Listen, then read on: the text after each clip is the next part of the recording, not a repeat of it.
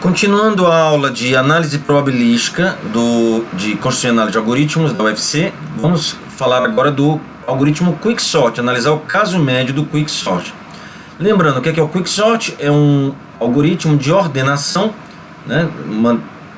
Nós recebemos um vetor A e queremos ordenar da posição P até a posição R. São os índices inicial e final que nós queremos ordenar. Se P é menor do que R, Q recebe particione APR. Esse particione seleciona um pivô que é escolhido como sendo o último elemento, organiza o vetor de modo que na primeira parte, divide em dois, na primeira parte são os elementos menores ou iguais ao pivô, na segunda parte os maiores que o pivô, e o Q é a posição onde o pivô ficará no vetor A, ou seja, Q está entre P e R. Depois ordena a primeira parte, ordena a segunda parte, de P até Q-1, Q mais 1 até R. Não precisa mais combinar. O algoritmo de divisão e conquista que tem divisão, conquista, mas não tem a combinação, porque todos os elementos da primeira parte são menores ou iguais aos da segunda parte. Nós já tínhamos visto que esse algoritmo, do jeito que está aqui, o pivô sendo o último elemento do vetor, é tempo n ao quadrado. Vamos mostrar que o caso médio é n log n. Ok, vamos lembrar como é que o algoritmo particione, eu já comentei rapidamente. O pivô é o x, é o último elemento, ó, o índice é de P até R, e o AR será o pivô. E vamos, comparando os elementos, de P até R, comparando os elementos com o pivô e fazendo as devidas trocas quando encontramos um elemento menor do que o pivô. Vamos fazer uma análise do caso médio. Considere que a entrada é uma permutação escolhida uniformemente dentre todas as permutações de 1 até n. Ou seja, estamos assumindo aqui, para simplificar a nossa análise, que os elementos do vetor A de posições de 1 até n são valores de 1 até n inteiros e distintos, claro, de 1 até n. Ou seja, todos os valores 1, 2, 3 até n vão ocorrer dentro do vetor A. Ok? E como o algoritmo não é o algoritmo probabilístico, não é o algoritmo aleatorizado, é o algoritmo fixo mesmo, determinístico, o que vai ser probabilístico aqui? É a entrada. Para análise do caso médio, temos que considerar que a entrada é uma permutação aleatória uniformemente escolhida, ou seja, todas têm a mesma permutação, todas têm a mesma probabilidade, 1 sobre n fatorial, como no caso do exemplo do máximo da aula passada. Seja x o número x de A, o A é o que? É a entrada que é recebida aleatória. X de A, o número de vezes que a linha 4 do particione é executada para uma chamada de Quicksort A1N, a linha 4 do particione. Por que essa linha 4 é importante? Porque é a linha que é feita uma comparação. Lembrando, o algoritmo Quicksort é um algoritmo de ordenação por comparação. O número de comparações feitas é uma boa estimativa para o tempo do algoritmo. X é o pivô, é um elemento do vetor, tá? Que é uma comparação entre dois elementos do vetor. Então, se nós conseguimos estimar o número de vezes que a linha 4 é executada, vamos conseguir estimar o tempo médio do algoritmo. Ok?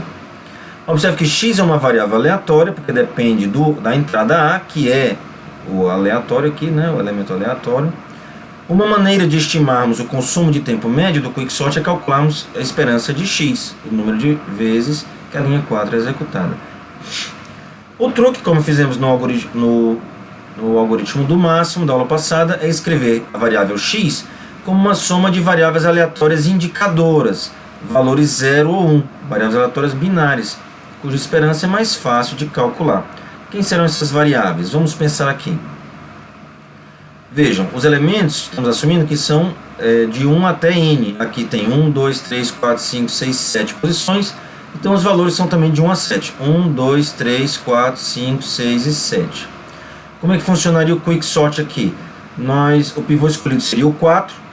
Os elementos, o vetor seria dividido jogando os valores menores ou iguais a 4 para cá. 1, 3 e 2, seguindo a ordem relativa. Depois o 5 e o 7 para cá.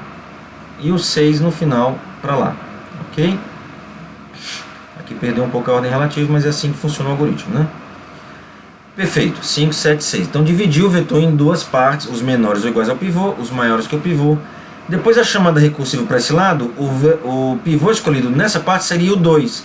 Então o 2 é colocado aqui, e aqui esse vetor é dividido em duas partes, o menor do que o pivô 2 e maior do que o pivô 2, que é o 3. O pivô escolhido aqui seria o 6. Esse vetor seria dividido em duas partes, 5 e 7. Menor que o pivô 6, maior que o pivô 6. Ok. E como nós contaríamos o número de vezes que a linha 4 é executada? Nós podemos criar essas variáveis indicadoras aqui. Vejam, as comparações entre elementos do vetor são sempre feitas com relação ao pivô, na hora do particione, na hora da divisão do vetor. 1 é comparado com 4, 3 é comparado com 4, 6 com 4, 2 com 4, 5 com 4, 7 com 4. Uma vez que é feita essa divisão, o 1 e o 5 nunca mais vão, nunca vão ser comparados. O 3 e o 7, o 2 e o 6, o 1 e o 7, nunca mais serão comparados. As comparações são sempre feitas com o pivô. Então todos os elementos, por isso que nós temos 1, aqui, todos os elementos são comparados com o pivô. Então que matriz é essa? Essa matriz representa o seguinte: nós marcamos 0 se o elemento 1 é comparado com o elemento I é comparado com o elemento J, na posição IJ. Então todos os elementos são comparados com o 4, por isso que tem 1 aqui e aqui. O 4 é comparado com todo mundo e todo mundo é comparado com o 4, certo? Aqui o 2 é comparado com o 1 e o 3, por isso que o 2 temos 1 e 1 e 1 e 1 aqui no 2. O 1 é comparado com o 2, o 3 é comparado com o 2, ok? E o 6 é comparado com o 5 e o 7. O 6 é comparado com o 5, o 6 é comparado com o 7 aqui, perfeito? Mas veja, o 1 e o 5 não são comparados nunca. O 1 e o 6 também não, o 1 e o 7 também não. Por quê? Porque o pivô, na primeira vez, era o 4. O 4 separou o 1 do 5, 6 e o 7 para sempre. Nunca vão ser comparados. Perfeito? Então, a variável aleatória indicadora binária aqui é XAB.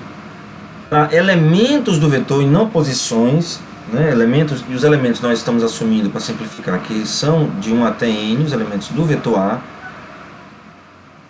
Vamos criar a variável aleatória indicadora. XAB é 0 ou 1. É o número de comparações entre A e B na linha 4 de particione.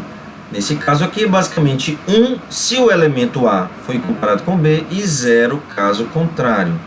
Queremos calcular X, é o número total de execuções da linha 4. Então vamos fazer um somatório entre todas as possibilidades de valores de A e B. Só que A menor do que B, para não contar duas vezes, não é isso?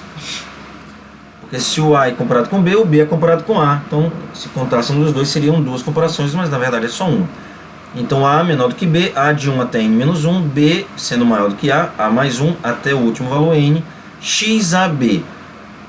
Fazendo essa conta, XAB são valores zeros e uns, nós estamos contando todas as comparações possíveis, basicamente. 1 é comparado com 2, 1 é comparado com 3, 1 é comparado com 4, 1 é comparado com 5, o 2 com 3, o 2 com 4, o 2 com 5. Somando zeros e uns para cada caso, nós temos o número total de comparações, que é o número total de execuções da linha 4, que é onde é feita a comparação no algoritmo particione.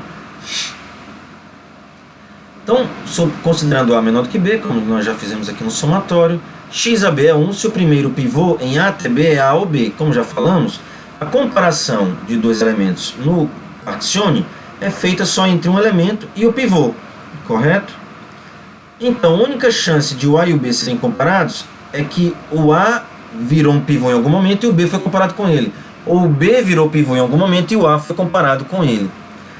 Mas veja, para isso acontecer e eles serem comparados, os elementos de A até B, A mais 1, A mais 2, B menos 1 até B, se nós em algum momento escolhermos um pivô aqui no meio, A mais 3, por exemplo, um valor entre A e B, o A vai ser comparado com esse pivô, vai ficar de um lado. O B vai ser comparado com esse pivô, vai ficar do outro lado. Nunca mais o A e o B serão comparados.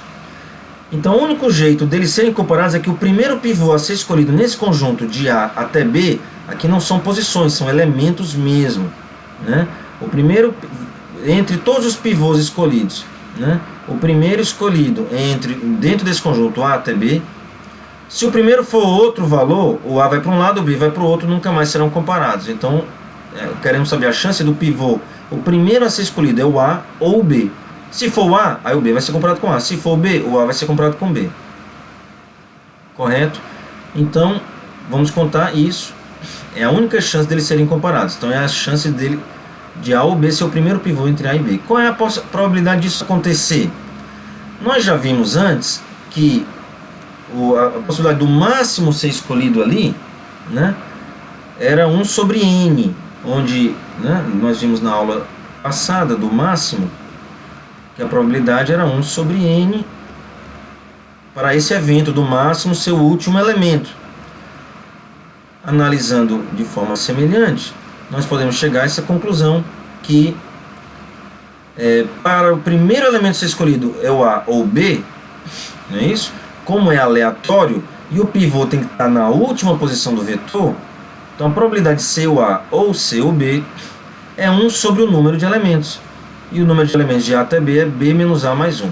Essa aqui é a probabilidade do A ser o primeiro pivô ali, e aqui é a probabilidade do B ser o primeiro pivô ali. Então será 2 sobre B menos A mais 1, é o número de elementos entre A e B. Ok? O x, como é somatório desses variáveis indicadoras, vamos calcular agora a esperança de x, que é o que nos interessa. O x está medindo justamente o número médio de comparações, o número médio de execuções da linha 4 do particione, que vai dar uma estimativa do tempo, do consumo de tempo esperado. A esperança, o x é uma somatória, então a esperança de x vai ser a esperança dessa soma, que pela linearidade da esperança é a soma das esperanças de x a b, dessas variáveis indicadoras, a de 1 a n menos 1, b de a mais 1 até n. A esperança de uma variável indicadora é a probabilidade dela ser igual a 1, porque a esperança é uma média ponderada pelos seus valores. Os valores de uma variável indicadora é 0 ou 1. 0 vezes a probabilidade de ser 0, mais 1 vezes a probabilidade de ser 1. Então, é basicamente a probabilidade de ser 1. Para a variável indicadora x a b, né, que é 0 ou 1. E a probabilidade dela acontecer, nós já vimos, é 2 sobre b menos a mais 1. Acabamos de ver isso aqui. Ok, reescrevendo esse somatório com mudança de variáveis, nós chegamos a 2 sobre k mais 1. E isso é limitado superiormente, fazendo aqui um somatório mais simples, de 1 até n. 1 sobre 1 mais 1 sobre 2 até 1 sobre n, aumentando esse somatório até n, para ter um limitante superior, não é? E temos esse 2, vai ficar aqui. Esse aqui é o número harmônico, lembra? Nós já falamos dele, é o Hn. Então, tirando aqui 2 vezes n vezes Hn, dá a ordem de log n. Ok? Conclusão, o consumo de tempo esperado do quicksort é n log n. Mostrando aqui novamente 2n vezes Hn, que é menor do que 2n vezes 1 mais log n, 2n log n, logaritmo natural. Então, no caso médio, o quicksort é n log n. É isso.